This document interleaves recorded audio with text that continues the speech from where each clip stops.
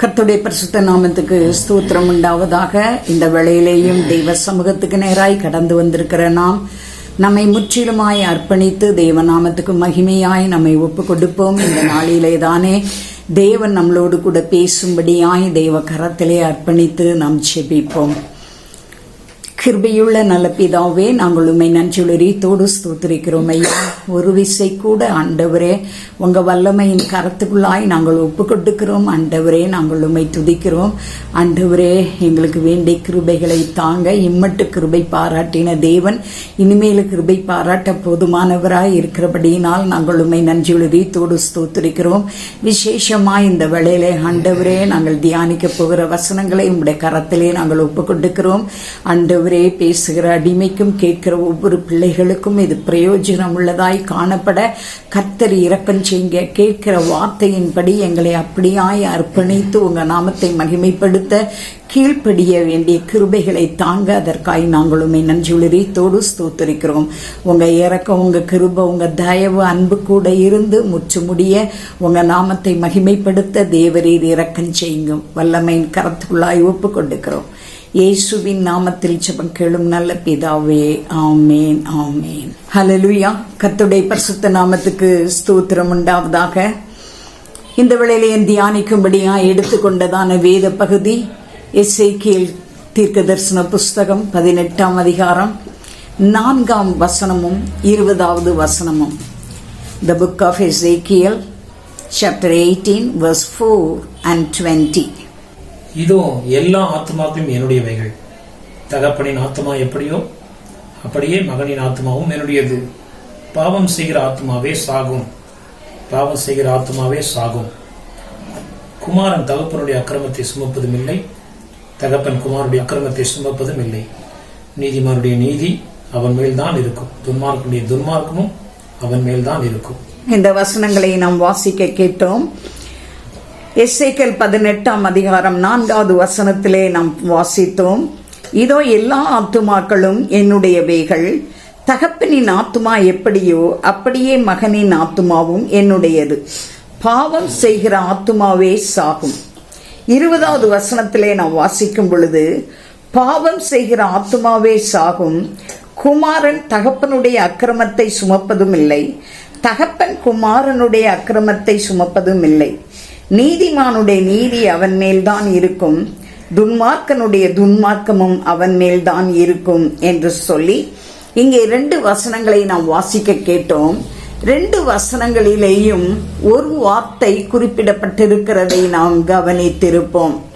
பாவம் செய்கிற ஆத்துமாவே சாகும் என்று சொல்லப்படுகிறதை நாம் பார்க்கிறோம். தேவனுடைய பிள்ளைகளே, பாவம் செய்கிற தகப்பன் மகனுக்காய் அவன் பரிந்து பேச முடியாது, மகன் தகப்பனுக்காய் பரிந்து பேச முடியாது. எந்த ஆத்துமா பாவம் செய்கிறதோ அந்த ஆத்துமாதான் சாகும் என்று சொல்லி வேத வசனம் திட்டவட்டமாய் சொல்லி இருக்கிறதை நாம் பார்க்கிறோம். யாருக்கு, அதாவது கர்த்தருக்கு பிரியமாய் உள்ளவர்கள் அதற்குரிய நன்மையையும் பலனையும் அடைவார்கள். கர்த்தருக்கு பிரியமற்றவர்கள் அதற்குரிய பலனை அடைவார்கள் என்று சொல்லி வேதத்தின் நிமித்தமாய் நாம் அறிகிறோம். தேவனுடைய பிள்ளைகளே, இந்த வசனம் 2 வசனங்களிலேயும் பாவம் செய்கிற ஆத்துமா சாகும் என்று சொல்லப்படுகிறதை நாம் பார்க்கிறோம். தேவனுடைய பிள்ளைகளே, பாவம் என்று சொல்லப்படும் பொழுது வேதத்திலே அநேக இடங்களிலே பயங்கரமான பாவங்கள் எல்லாம் சொல்லப்பட்டிருக்கிறதை நாம் நன்றாய் அறிவோம். அந்த பாவங்களை செய்கிறவர்கள் தேவனுடைய ராஜ்யத்தை சுதந்திரிப்பதில்லை என்றும் தேவனுடைய ராஜ்யத்துக்குள்ளாய் பிரவேசிக்க முடியாது என்று சொல்லி அநேக வசனங்கள் இருக்கிறதை நாம் பார்க்க முடியும். தேவனுடைய பிள்ளைகளே, ஆனால் இந்த காரியத்திலே நாம் வரும் பொழுது பாவம் செய்கிற ஆத்துமா சாகும் என்று சொன்னால் மற்றவர்கள் செய்கிறதான பாவங்களும் உண்டு. கர்த்தரை அறியாதவர்கள், தேவனை ஏற்றுக்கொள்ளாதவர்கள், அவர்கள் சன்மார்க்கராயும் இருக்கார்கள், துன்மார்க்கராயும் இருக்கிறார்கள். சன்மார்க்கனையும் துன்மார்க்கனையும் சங்கரிப்பேன் என்று சொல்லி ஆண்டவர் சொல்லுகிறதை நாம் வேதத்திலே வாசிக்க முடியும். தேவனுடைய பிள்ளைகளை, இந்த இடத்துல நம்ம இன்னைக்கு எதை குறித்து நாம் பார்க்க போகிறோம் என்று சொன்னால், பாவம் என்றால் என்ன? முதலாவது, இந்த பாவம் இது யாருக்காக, அதாவது இன்றைக்கு பேசப்படுகிற ஒவ்வொரு வார்த்தையும் யாருக்காக என்று சொன்னால், கர்த்தரை அறிந்த பிள்ளைகள், கர்த்தருடைய நாமத்துக்கு மகிமையாய் ஒப்பு கொடுத்து தேவ திட்டத்தை செய்ய வேண்டும் என்று சொல்லுகிற பிள்ளைகளுடைய வாழ்க்கையிலேயும் என்னென்ன பாவங்கள் இருக்கிறது என்பதை குறித்து வேத வசனத்தின் நிமித்தமாய் நாம் அறிந்து கொள்ள கர்த்தர் நமக்கு இரக்கம் செய்வாராக. அதோடு மட்டுமல்ல, இந்த பாவங்களை செய்யாதபடிக்கு நம்மை அர்ப்பணித்து தேவனுடைய திட்டத்தை மாத்திரம் செயல்படுத்துகிறவர்களாய் நாம் இருப்போம் என்று சொன்னால், எசேக்கியேல் 18:4 வசனத்திலேயும் 20 வசனத்திலேயும் சொல்லப்பட்டபடி பாவம் செய்கிற ஆத்துமாதான் சாகும், மற்றபடி நாம் பிழைக்கிறவர்களாய் காணப்படுவோம் என்று சொல்லி வேதம் திட்டவட்டமாய் சொல்லி இருக்கிறதை நாம் பார்க்கிறோம் தேவனுடைய பிள்ளைகளை.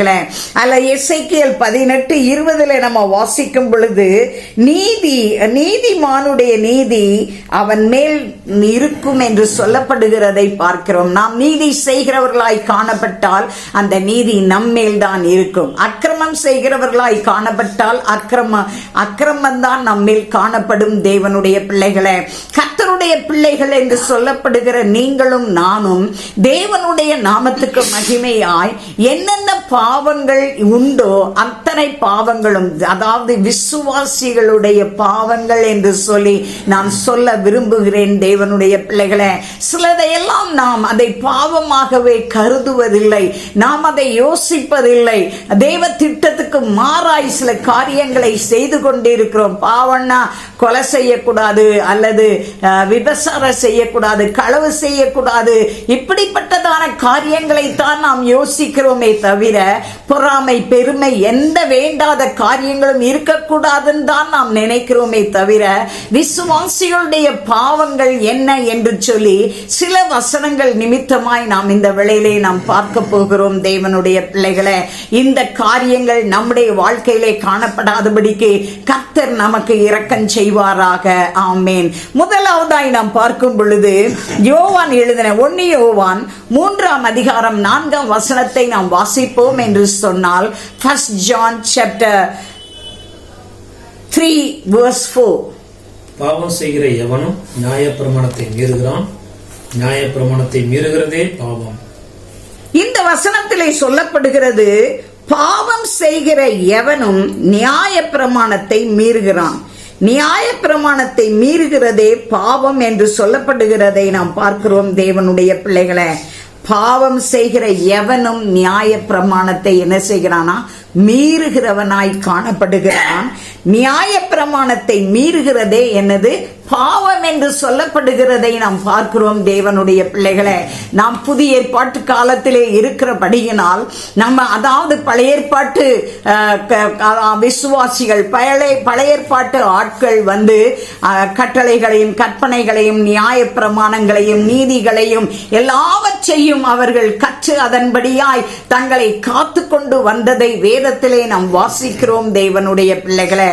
ஆனால் இயேசு கிறிஸ்துவினுடைய உபதேசத்தில் இந்த நியாயப்பிரமாணம் என்னது இப்ப இல்ல. ஆனா அதே சமயத்துல அவர் மத்தேயு எழுதின சுவிசேஷத்துல 22 அதிகாரத்துல 40 வசனத்தை நாம் வாசித்தோம் என்று சொன்னால், மத்தேயு எழுதின சுவிசேஷம் Matthew chapter 22 verse 40, இவ்விரண்டு கற்பனைகளிலும் நியாயப்பிரமாணம் முழுமையும் தீர்க்க தரிசனங்களும் அடங்கியிருக்கிறது என்றார். இந்த வசனத்தை வாசிக்கும் பொழுது, இவ்விரண்டு கற்பனைகளிலும் நியாயப்பிரமாணம் முழுமையும் தீர்க்க தரிசனங்களும் அடங்கி இருக்கிறது என்றார் என்று சொல்லி இங்கே சொல்லப்படுகிறதை நாம் பார்க்கிறோம் தேவனுடைய பிள்ளைகளை. எந்த 2 கற்பனைனா, அதுக்கு முன்னால உள்ள வசனங்களை நாம் வாசித்தோம் என்று சொன்னால் 37, 38, 39 நாம் வாசிக்கும் பொழுது, இயேசு அவனை நோக்கி, உன் தேவனாகிய கர்த்தரிடத்தில் உன் முழு இருதயத்தோடும் உன் முழு ஆத்துமாவோடும் உன் முழு மனதோடும் அன்பு கூறுவாயாக. இது முதலாம் பிரதான கற்பனை. இதற்கு ஒப்பாய் இருக்கிற 2ஆம் கற்பனை என்னவென்றால், உன்னிடத்தில் நீ அன்பு கூறுவது போல பிறனிடத்திலும் அன்பு கூறுவாயாக என்பதே என்று சொல்லி அங்கே சொல்லப்பட்டிருக்கிறதை பார்க்கிறோம். முதல்ல தேவனிடத்துல முழு இருதயத்தோடு முழு ஆத்துமாவோடு முழு பலத்தோடும் அவரிடத்தில் அன்பு கூற கற்றுக்கொள். இரண்டாவது, உன்னை நீ நேசிப்பதை போல பிறனையும் என்ன செய்ய நேசி.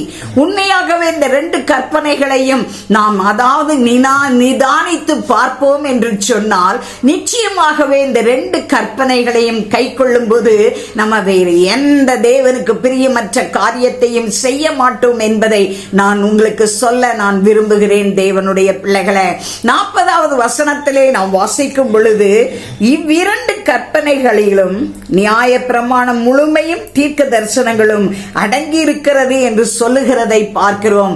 ஒருவேளை 10 கட்டளை, நியாய பிரமாணங்கள், அதாவது அநேக ஆண்டவர் கொடுத்ததான எத்தனையோ விதமான கற்பனைகளை குறித்து வேதத்திலே சொல்லப்பட்டிருக்கிறதை நாம் பார்க்கிறோம். தேவனுடைய பிள்ளைகளை, அதெல்லாம் நம்ம மனசுல வைக்கிறத காட்டிலும் இந்த 2 கற்பனையை நம்ம மனசுல வைத்திருந்தோம் என்று சொன்னால் நிச்சயமாகவே நியாய பிரமாணம் முழுவதையும் நாம் கை கொள்ளுவதற்கு ஏதுவாய் காணப்படும் என்று சொல்லி வேதம் சொல்லி இருக்கிறதை நாம் பார்க்கிறோம். தேவனுடைய பிள்ளைகளை, அப்ப நியாய பிரமாணத்தை நாம் கை கொள்ளும் பொழுது நம்ம அதை மீற மாட்டோம். அது நமக்கு பாவம் இல்லை என்று சொல்லப்படுகிறதை நாம் பார்க்கிறோம். ஆகவே விசுவாசிகளாகிய நாம் நியாய பிரமாணத்தை மீறாதபடிக்கு நியாய பிரமாணத்தை கை கொள்ளும்படியாய் இயேசு கிறிஸ்துவை, கர்த்தராகிய இயேசு கிறிஸ்துவை, பிதாவாகிய தேவன், குமாரனாகிய தேவன், இவர்களை நாம் முழுமையாய் நாம் அவர்களை பற்றி கொள்ளும் பொழுது அவர்களுடைய நாமத்துக்கு மகிமையாய் நாம் காணப்படுகிறதான வேளையிலே நம்முடைய முழு அன்பு, நம்முடைய முழு எல்லா காரியங்களும் முழு பலத்தோடும் மனதோடும் நாம் அவரிலே அன்பு கூறும் பொழுது நிச்சயமாகவே அவர் நமக்கு உதவி செய்ய அவர் போதுமானவராய் இருக்கிறார். அதோடு மட்டுமல்ல, நம்மை நேசிக்கிறதை போல மற்றவர்களை நேசிக்கிறதான ஒரு இருதயத்தை தேவன் நமக்கு தரும்படியாய் நம்மை தேவ கரத்திலே ஒப்புக் கொடுப்போம். கர்த்தர் நிச்சயமாய் இப்படிப்பட்ட பாவத்தில் இருந்து நம்மை விடுதலையாக்கி தேவனுடைய நாமத்துக்கு மகிமையுள்ளவர்களாய் நாம் காணப்படுவோம் என்பதிலே சந்தேகமில்லை. தேவனுடைய பிள்ளைகளை, 2வதாய் நாம் பார்க்கும் பொழுது 1 யோவான் 5ஆம் அதிகாரம் 17வது வசனத்தை நாம் வாசித்தோம் என்று சொன்னால், 1 John chapter 5 verse 17, அநீதியெல்லாம் பாவம்தான் என்றாலும் மரணத்துக்கு ஏதுவல்லாத பாவமும் உண்டு. இந்த வசனத்திலே நாம் வாசிக்கும் பொழுது அந்த வசனம் சொல்லுகிறது, அநீதி எல்லாம் பாவம்தான் என்றாலும் மரணத்துக்கு ஏதுவல்லாத பாவமும் உண்டு என்று சொல்லி அங்கே சொல்லப்படுகிறதை பார்க்கிறோம். தேவனுடைய பிள்ளைகளே, அநீதியாய் நாம் நடப்போம் என்று சொன்னால் அது பாவம். அநேகருக்கு நீதி ஏது அநீதி ஏதுன்னு சொல்லி தெரியாமல் போகிறதை பார்க்கிறோம். தேவனுடைய பிள்ளைகளை, விசுவாசிகள், தங்களை தேவனுக்கென்று அர்ப்பணித்தவர்கள், ஞானஸ்நானம் எடுத்தவர்கள், ஆனால் அவர்கள் இன்னும் அநீதியான காரியத்தை அவர்கள் செய்கிறவர்களாய் காணப்படுகிறார்கள் என்பதை நம்ம இந்த வசனத்தின் நிமித்தமாய் நாம் அறிய முடியும். தேவனுடைய பிள்ளைகளாய் இருக்கிற நீங்களும் நானும் நாம் அநீதியை அல்ல நீதியை செய்கிறவர்களாய் காணப்பட கர்த்தர் நமக்கு இரக்கம் செய்வாராக. இயேசு கிறிஸ்து சொல்லும் போது சொல்லுகிறார், இப்படி எல்லா நீதியையும் நிறைவேற்றுவது நமக்கு ஏற்றதா இருக்கிறது என்று சொல்லி சொல்லுகிறதை நாம் பார்க்கிறோம். தேவனுடைய பிள்ளைகளே, தேவன் நீதி என்னென்ன உண்டோ அத்தனை நீதியையும் நாம் கை கொள்ளுகிறதான வேளையிலே கர்த்தர் நிச்சயமாய் நமக்கு உதவி செய்ய அவர் போதுமானவராய் இருக்கிறார் என்பதை நாம் மறந்து போக வேண்டாம். தேவ கரத்திலே நம்மை அர்ப்பணித்து, ஆண்டவரே, அநீதியான காரியங்கள் என்னுடைய உள்ளத்திலே காணப்படக்கூடாதப்பா, ஆண்டவரே, நீதியான காரியங்களை நாங்கள் செய்யும்படி நீர் எங்களுக்கு இரக்கம் செய்யும் என்று சொல்லி தேவ கரத்திலே நம்மை அர்ப்பணித்தோம் என்று சொன்னால் கர்த்தர் நிச்சயமாகவே நமக்கு உதவி செய்து அநீதியை அல்ல நீதியை செய்யும்படியாய் கர்த்தர் நமக்கு உதவி செய்வார் என்பதிலே சந்தேகமில்லை. ரோமர் 10ஆம் அதிகாரம் 3வது வசனத்தை நாம் வாசிப்போம் என்று சொன்னால், ரோமன்ஸ் சாப்டர் 10 verse 3, எப்படி என்றால் அவர்கள் தேவ நீதியை அறியாமல் தங்கள் சுய நீதியை நிலைநிறுத்த தேடுகிறபடியால் தேவ நீதிக்கு கீழ்ப்படியாதிருக்கிறார்கள். இந்த அநீதியை செய்கிறதான ஜனங்கள் எப்படிப்பட்டவர்களாய் இருக்கிறார்கள் என்று சொல்லி ரோமருக்கு எழுதின நிருபத்திலே பவுல் குறிப்பிடுகிறதை நாம் பார்க்கிறோம். தேவனுடைய பிள்ளைகளை, இந்த அதாவது ரோமன்ஸ் சாப்டர் 10 verse 3 நம்ம வாசிக்கும் பொழுது, எப்படி என்றால் அவர்கள் தேவ நீதியை அறியாமல், என்ன தேவ நீதி என்ன இருக்குங்கிறத அவங்க அறியாததுக்கு காரணம் ஒழுங்கா வேதத்தை வாசிக்காமல் இருப்பது.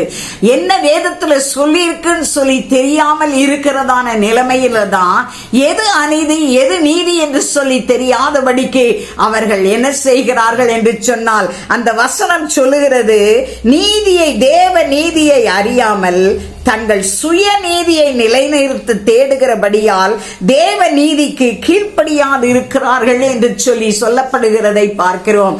அநேகருக்கு தேவ நீதி எது என்று தெரியாதபடியினால் தங்களுடைய சுயநீதி, நாங்க என்ன நினைக்கிறோமோ அதுதான் அப்படின்னு சொல்லி அதிலே நிலைத்திருக்கிறதை நாம் பார்க்கிறோம். தேவனுடைய பிள்ளைகளே, நம்முடைய சுயநீதி அழுக்கான கந்தை என்று சொல்லி சொல்லப்படுகிறதை நாம் பார்க்கிறோம். தேவனுடைய பிள்ளைகளே, அப்படி அழுக்கான கந்தையாய் காணப்படுகிற அந்த சுய நீதியை விட்டுவிட்டு தேவ நீதி என்ன உண்டு என்பதை நாம் வேதத்திலே ஆராய்ந்து அதன்படியாய் செய்ய கர்த்தர் நமக்கு இரக்கம் செய்யும் பொழுது இந்த பாவத்தில் இருந்து நாம் மீட்கப்படுவோம் என்பதிலே சந்தேகம் இல்லை. தேவனுடைய பிள்ளைகளே, மூன்றாவதாய் நாம் பார்க்கும் பொழுது யாக்கோபு 4ஆம் அதிகாரம் 17வது வசனத்தை நாம் வாசித்தோம் என்று சொன்னால், James, the book of James, verse chapter 4 verse 17.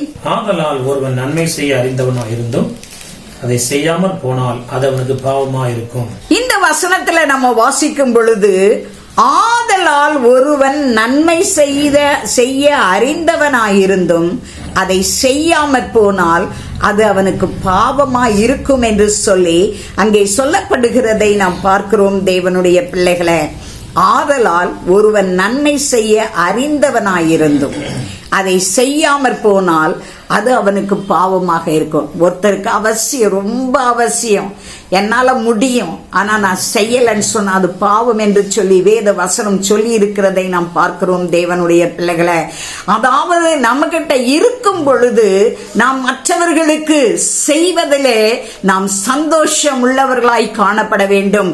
மற்றவர்களுக்கு செய்வதிலே நாம் குறியுள்ளவர்களாய் காணப்பட வேண்டும் என்று சொல்லி நான் உங்களுக்கு சொல்ல நான் விரும்புகிறேன். வசனம் அதைத்தான் சொல்லுகிறதை பார்க்கிறோம். ஆதலால் ஒருவன் நன்மை செய்ய அறிந்தவனாயிருந்தும் அதை செய்யாமற் போனால் அது அவனுக்கு பாவமாய் இருக்கும் என்று சொல்லப்படுகிறதை பார்க்கிறோம். சிலருக்கெல்லாம் நன்மை செய்யணும்னு ஆசை இருக்கும், ஆனா அவங்களால முடியாமல் இருக்கும். என்ன செய்யன்னு சொல்லி திகச்சிக்கிட்டு இருக்கிறதான நிலைமையிலே அவர்கள் காணப்படுகிறதை பார்க்கிறோம். தேவனுடைய பிள்ளைகளே, அது வேற காரியம். ஆனால் நம்மளால நன்மை செய்ய முடியும், ஒருத்தருக்கு உதவி செய்ய முடியும். ஆனா நான் அதை செய்யாதபடி கண்டும் காணாம நான் பாட்டுக்கு போயிட்டு இருக்கிறேன்னு சொன்னா அது பாவம் என்று சொல்லி வேத வசனம் சொல்லி இருக்கிறதை நாம் பார்க்கிறோம். தேவனுடைய பிள்ளைகளே, நீதிமொழிகள் 3ஆம் அதிகாரம் 27வது வசனத்தை நாம் வாசித்தோம் என்று சொன்னால், Proverbs chapter 3 verse 27, நன்மை செய்ய உனக்கு திராணி இருக்கும்போது அதை செய்யத்தக்கவர்களுக்கு செய்யாமல் இராதே.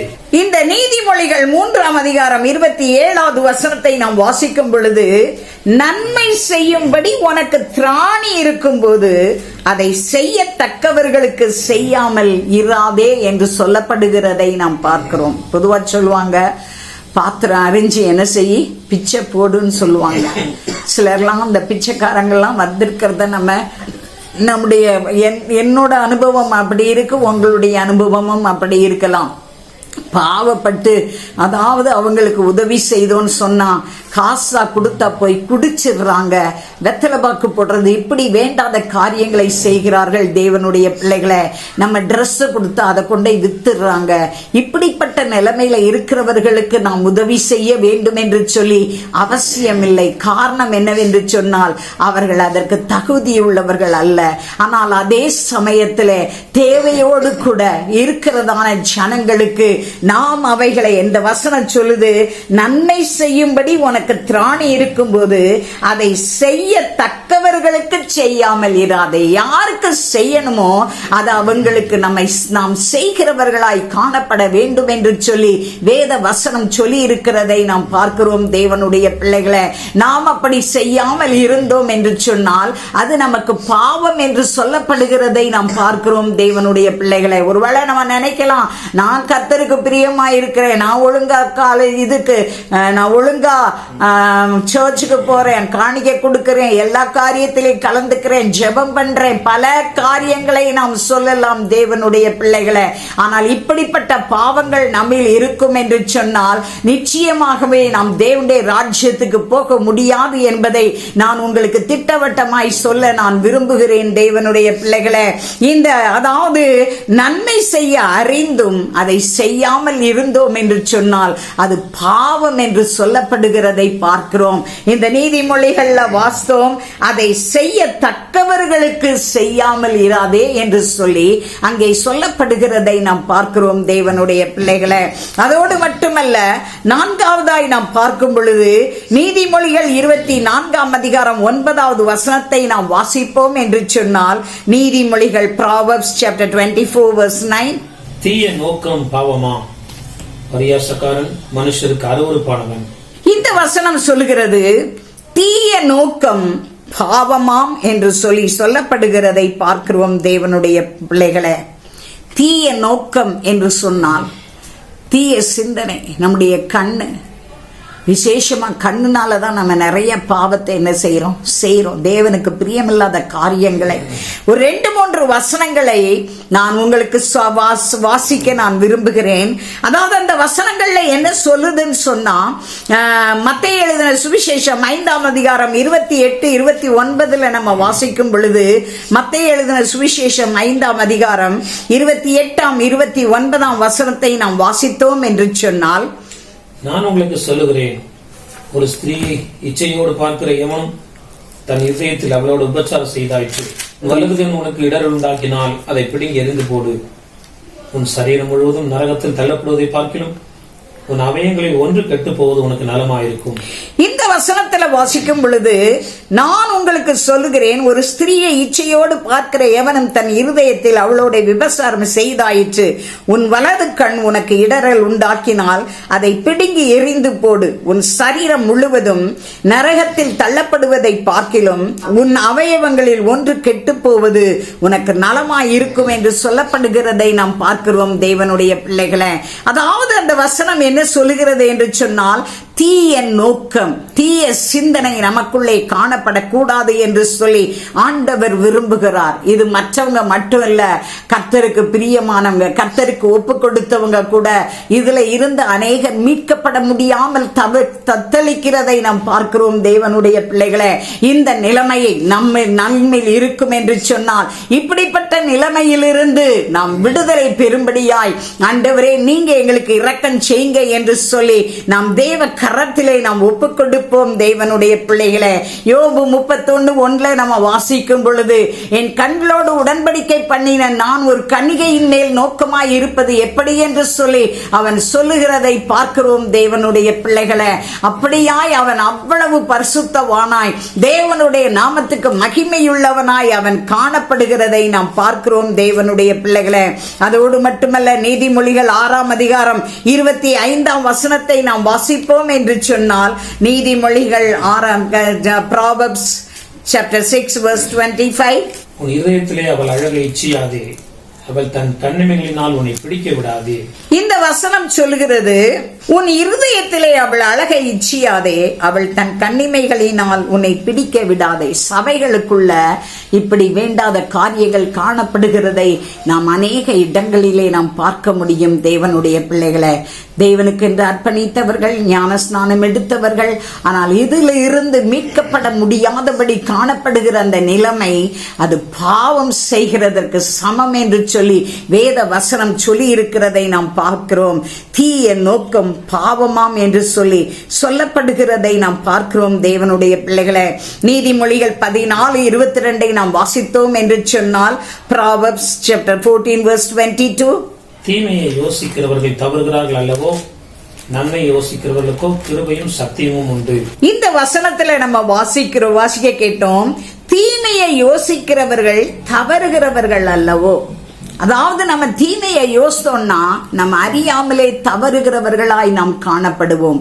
ஆனால் தீய நோக்கம், தீய சிந்தனை நம்முடைய வாழ்க்கையில இராதபடிக்கு, அது யாராய் இருந்தாலும் சரி, இது விசுவாசிகளுடைய மத்தியிலே காணப்படுகிறதான பாவம் என்பதை குறித்து இங்கே ஆண்டவர் வேத வசனத்திலே சொல்லி இருக்கிறதை பார்க்கிறோம். தேவனுடைய பிள்ளைகளே, நம்மை நாமே ஆராய்ந்து பார்த்து, ஆண்டவரே இந்த மாதிரி நிலைமைகள் என்னிலே காணப்படுமானால் கர்த்தர் எனக்கு தயவாய் இறங்குங்க. ஒரு கடைசி காலகட்டத்திலே வந்திருக்கிற நீங்களும் நானும் எங்கு பார்த்தாலும் வருகையை குறித்து பேசிக் கொண்டிருக்கிற இந்த நாட்களிலே, அதாவது நீங்களும் நானும் ஒரு பரிசுத்தமுள்ளவர்களாய் காணப்பட வேண்டும் என்று சொல்லிதான் கர்த்தர் விரும்புகிறபடியினால் இந்த நாட்களிலே இந்த வசனங்களை நமக்கு கொடுக்கிறதை நாம் பார்க்கிறோம். தேவனுடைய பிள்ளைகளே, அதோடு மட்டுமல்ல, ரோமர் 14 அதிகாரம் 23வது வசனத்தை நாம் வாசித்தோம் என்று சொன்னால், ரோமன்ஸ் சாப்டர் 14 verse 23, ஒருவன் சம்சயப்படுகிறவனாய் புசித்தால் அவன் விசுவாசம் இல்லாமல் புசிக்கிறபடினால்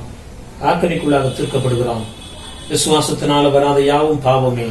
இந்த வசனம் சொல்லுகிறது, ஒருவன் சம்சயப்படுகிறவனாய் புசித்தால். சம்சயப்படுகிறது என்று சொன்னால் கண்டனம் பண்ணுதல் என்று சொல்லி அதற்கு அர்த்தம். தேவனுடைய பிள்ளைகளே, ஒருத்தன் கண்டனம் பண்ணக்கூடிய விதத்துல அவன் புசிச்சான்னு சொன்னா அவன் விசுவாசம் இல்லாமல் புசிக்கிறபடியினால் ஆக்கினைக்குள்ளாக தீர்க்கப்படுகிறான் என்று சொல்லி வேத வசனம் சொல்லி இருக்கிறதை நாம் பார்க்கிறோம். தேவனுடைய பிள்ளைகளே,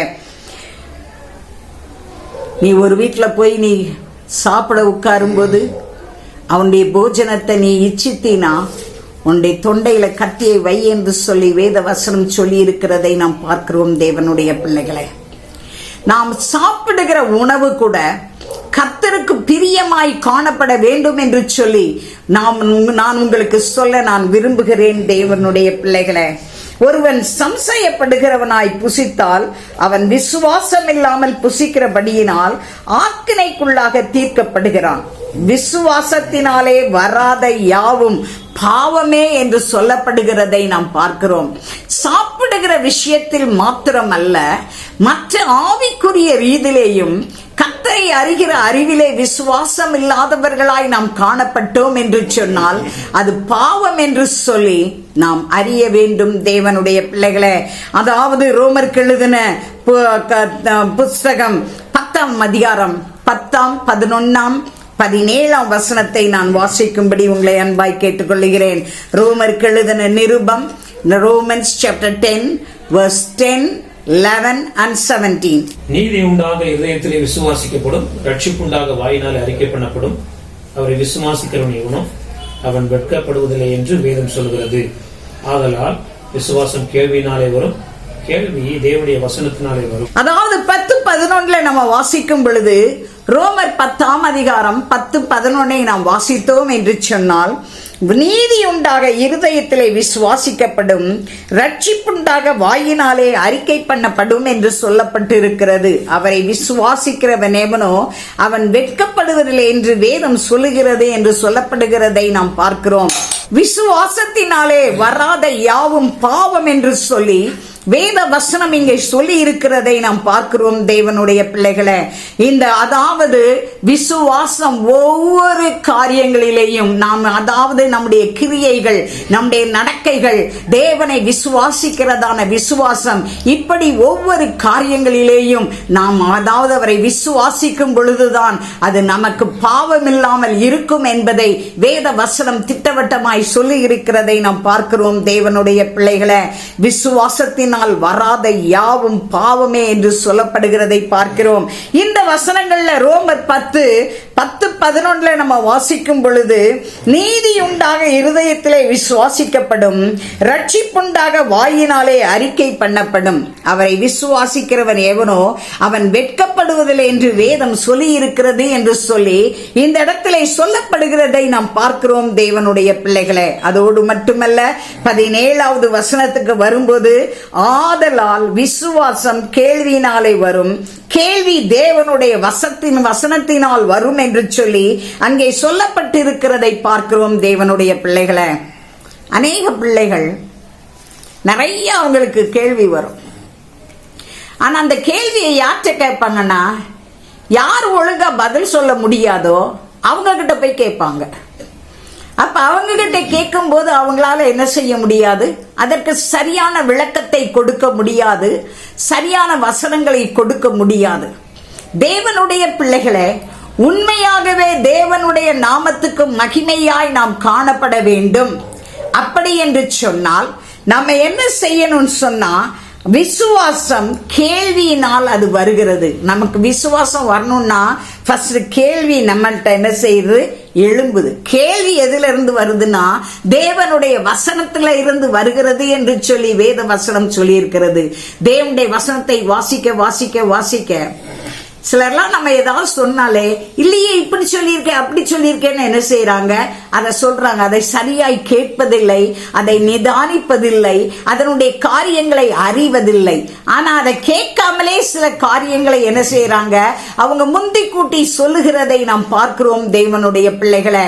அதாவது அப்படி இல்லாதபடிக்கு தேவனுடைய நாமத்துக்கு மகிமையாய் நாம் காணப்பட கர்த்தர் நமக்கு இரக்கம் செய்யும்படியாய், அதாவது வசனத்தின் நிமித்தம் நமக்கு கேள்வி வருதா, அந்த கேள்வியை சரியான நபர்கள் இடத்திலே கேட்கும் பொழுது அல்லது தேவனிடத்திலே கேட்கிறதான வேளையிலே, வேத வசனங்களை ஆராய்கிறதான வேளையிலே அதற்கு சரியான விடை கிடைக்கும் என்பதிலே சந்தேகம் இல்லை தேவனுடைய பிள்ளைகளே.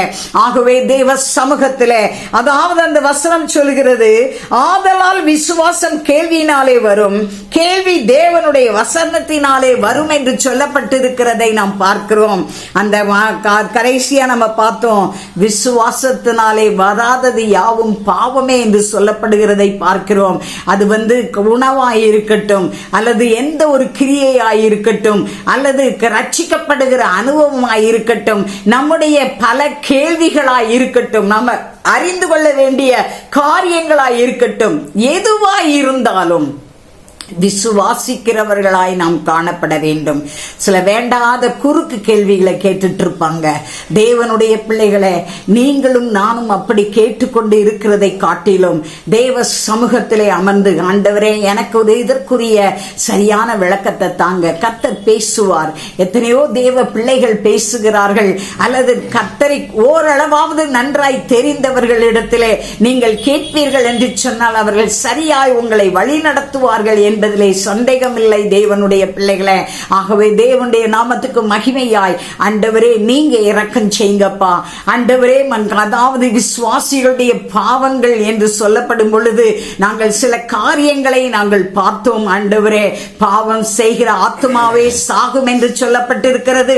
ஏதோ பெரிய பெரிய காரியங்களை அல்ல, அல்லது கர்த்தரை அறியாதவர்கள் செய்கிறதான பாவங்கள் அல்ல நாதா. ஆண்டவரே, நாங்கள் உங்க நாமத்துக்கு மகிமையாய் எந்தெந்த காரியத்திலே நாங்கள் ஜாக்கிரதை உள்ளவர்களாய் இருக்கணுமோ அந்த காரியத்திலே நாங்கள் ஜாக்கிரதை உள்ளவர்களாய் இருந்து உங்க நாமத்தை நாங்கள் உயர்த்தி காட்ட கர்த்தர் எங்களுக்கு இரக்கம் செய்யுங்க என்று சொல்லி தேவ சமூகத்திலே நம்மை அர்ப்பணிப்போம். கர்த்தர் நிச்சயமாகவே நமக்கு உதவி செய்ய போதுமானவராய் இருக்கிறார். நாம் பாவம் செய்து நம்முடைய ஆத்துமா அழியாதபடிக்கு தேவ சமூகத்திலே நாம் ஒப்பு கொடுத்து நாம் ஜெபிப்போம். ஹல்லேலூயா. ஆண்டவரே, நாங்கள் உம்மை துதிக்கிறோம். ஆண்டவரே, நம்மை முற்றிலும் தேவ கரத்திலே நாம் ஒப்பு கொடுப்போம். தேவனுடைய பிள்ளைகளே, ஆண்டவரே நீங்க எங்களுக்கு இரக்கம் செய்யுங்கப்பா, நீங்க எங்களுக்கு இரக்கம் செய்யுங்க. ஆண்டவரே, ஒருவேளை ஆண்டவரே சொல்லப்பட்டிருக்கிறதான எத்தனையோ பாவங்கள் வேதத்திலே நாங்கள் வாசித்திருக்கிறோம் ஐயா. அந்த பாவங்கள் நான் செய்யாதபடியால் நான் கர்த்தருக்கு பிரியமாய் இருக்கிறேன் என்று சொல்லி நினைத்து அதிலே சந்தோஷம் உள்ளவர்களாய் காணப்படாதபடிக்கு இன்னும் நான் என்னென்ன காரியத்தை செய்ய வேண்டும், எதை எதை விட வேண்டும் என்று சொல்லி ஆண்டவரே நாங்கள் அவைகளை ஆண்டவரே விட வேண்டியவைகளை விட்டு கை கொள்ள வேண்டியவைகளை கை கொண்டு உங்க நாமத்துக்கு மகிமையாய் நாங்கள் காணப்பட கர்த்தர் எங்களுக்கு இரக்கம் செய்யுங்க. அதற்காய் நாங்கள் உம்மை நன்றியுள்ளத்தோடு ஸ்தோத்திரிக்கிறோம் ஐயா. நியாய பிரமாணத்தை மீறுகிறது பாவம் என்று சொல்லி நாங்கள் பார்த்தோம் ஆண்டவரே. அநீதியெல்லாம் பாவம் என்று சொல்லி நாங்கள் பார்த்தோம் ஆண்டவரே. நன்மை செய்ய அறிந்திருந்தும் செய்யாமல் இருப்பது பாவம் என்று சொல்லி நாங்கள் பார்த்தோம் ஆண்டவரே. தீய நோக்கம் பாவம் என்று சொல்லி நாங்கள் பார்த்தோம் ஆண்டவரே. விசுவாசத்தினால் வராத யாவும் பாவமே என்று சொல்லப்பட்டிருக்கிறதே. இந்த பாவங்கள் ஒன்றும் எங்களை அணுகாதபடிக்கு ஆண்டவரே கர்த்தர் தயவாய் நீர் எங்களுக்கு இரக்கம் பாராட்ட வேண்டுமாய் செபிக்கிறோம். முற்று முடிய உங்க நாமத்தை நாங்கள் மகிமைப்படுத்த தேவரி நீர் இரக்கம் செய்யும். அதற்காய் ஸ்தோத்திரம். உங்களால கூடாத காரியம் ஒன்றும் இல்ல. ஒரு விசை கூட ஆண்டவரே கூடி இருக்கிற ஒவ்வொருவரையும் உடைய கரத்திலே ஒப்புக்கொண்டிருக்கிறோம் ஐயா. நீங்க பேசுங்க, இடைவிடுங்கப்பா. ஆண்டவரே, நாங்கள் தெளிந்த புத்தி உள்ளவளாய், ஜாக்கிரதை உள்ளவளாய், விழிப்புள்ளவர்களாய், உங்க நாமத்தை மகிமைப்படுத்துகிறவளாய், உடைய ராஜ்யத்துக்கு தகுதி உள்ளவர்களாய் காணப்பட கர்த்தர் எங்களுக்கு இரக்கம் செய்யுங்க. அதற்காய் நாங்கள் உம்மை நன்றியுள்ளதோடு ஸ்தோத்திரிக்கிறோம். வல்லமையின் கரத்துக்குள்ளாய் ஒப்புக்கொண்டிருக்கிறோம். ஆசீர்வதியும், காத்துக்கொள்ளும், வழி நடத்தும், பலப்படுத்தும், முற்றிலுமாய் தாழ்த்தி உம்முடைய கரத்திலே தருகிறோம். இயேசுவின் நாமத்தில் ஜெபம் கேளும் நல்ல பிதாவே. ஆமேன், ஆமேன். என் ஆத்துமாவே கர்த்தரை ஸ்தோத்திரி, என் முழு உள்ளமே அவருடைய பரிசுத்த நாமத்தை ஸ்தோத்திரி. என் ஆத்துமாவே கர்த்தரை ஸ்தோத்திரி, அவர் செய்த சகல உபகாரங்களையும் மறவாதே. ஆமேன், ஆமேன். Praise lord. நம்முடைய கர்த்தராகிய இயேசு கிறிஸ்துவின் கிருபையும் பிதாவாகிய தேவனுடைய அன்பும் பரிசுத்த ஆவியானவருடைய அன்பின் ஐக்கியமும் சமாதானமும் சந்தோஷமும் இன்றும் என்றும் சதா காலமும் நம்மோடும் நம்முடைய குடும்பங்களோடும் நம்முடைய ஊழியங்களோடும் கர்த்தருடைய வருகை விருந்த நிலைத்திருப்பதாக. ஆமேன், ஆமேன். கர்த்தருடைய நாமம் மகிமைப்படுவதாக. இந்த ஊழியங்களுக்காய் ஜெபிக்கிற, கொடுக்கிற, தாங்குகிற, உழைக்கிற, உதவி செய்கிற யாவருக்கும் நாங்கள் தொடர்ந்து ஜெபிக்கிறோம். நீங்களும் இந்த ஊழியங்களுக்காய் தொடர்ந்து ஜெபிக்க முடியாய் இயேசுவின் நாமத்தினால உங்களை கேட்டுக்கொள்கிறோம். ஆண்டவருடைய நாமம் மகிமைப்படுவதாக. எங்களுடைய சபையானது பெங்களூர் பட்டத்துல உள்ள லிங்கராஜபுரம் என்ற பகுதியிலே எண்ணூர் மெயின் ரோட்டிலே உள்ள SBI பேங்குக்கு முன்பதாக உள்ள சோபா ஸ்டோருடைய முதல் மாடியிலே காணப்படுகிறது. ஞாயிறு காலை 7 மணி முதல் 8:30 மணி வரை முதல் ஆராதனைக்காக இருக்கும். அதன் பின்பு 9 மணி முதல் 10 மணி வரை சண்டே கிளாஸ் ஊழியங்கள் இருக்கும். மற்றும் 10 மணியிலிருந்து 11 வரை இரண்டாவது ஆராதனை இருக்கும். வேற எந்த சபைக்கு நீங்கள் போகாதவர்களாக இருந்தால் எங்களுடைய சபைக்கு வந்து எங்களுடைய ஆராதனை கலந்து கொள்ள முடியாது. உங்களை இயேசுவின் நாமத்தில் நான் கேட்டுக்கொள்கிறோம். ஆண்டவருடைய நாமம் மகிமைப்படுவதாக. அது மாத்திரமல்ல, செவ்வாய்க்கிழமை பைபிள் ஸ்டடி இருக்கிறது. மாலை 7 மணி முதல் 8 மணி வரை முடிந்தவர்கள் கலந்து கொண்டு கர்த்தருடைய ஆசீர்வாதத்தை பெற்றுக் கொள்ளுங்கள். அதே போல சனிக்கிழமை காலை 10 to 12 மணி வரை உபவாச கூட்டம் இருக்கிறது. நீங்கள் உபவாச கூட்டத்துக்கு வருவீர்கள் என்றால் நிச்சயமாய் நாம் சேர்ந்து ஜெபிப்போம். கர்த்தர் நம்மை ஆசீர்வதிப்பாராக. கர்த்தருடைய நாமம் மகிமைப்படுவதாக. இந்த சேனலை சப்ஸ்கிரைப் செய்யாதவர்கள் சப்ஸ்கிரைப் செய்து கொள்ளுங்கள். அப்படியா தேவனுடைய வார்த்தையை உங்களுக்கு தெரிந்தவர்களுக்கு ஷேர் செய்யுங்கள். கர்த்தர் நம்மை ஆசீர்வதிப்பாராக. ஆண்டவருடைய நாமம் மகிமைப்படுவதாக. அது மாத்திரமல்ல, எங்களுடைய போன் நம்பர் இதில் கொடுக்கப்பட்டிருக்கிறது. முக்கியமான ஜெப அவசர தேவைக்கு நீங்கள் போன் செய்வீர்கள் என்றால் உங்களுக்கு நாங்கள் எப்பொழுதும் ஜெபிக்க ஆயத்தமா இருக்கிறோம். கர்த்தர் நம்மை ஆசீர்வதிப்பாராக. ஆமேன், ஆமேன்.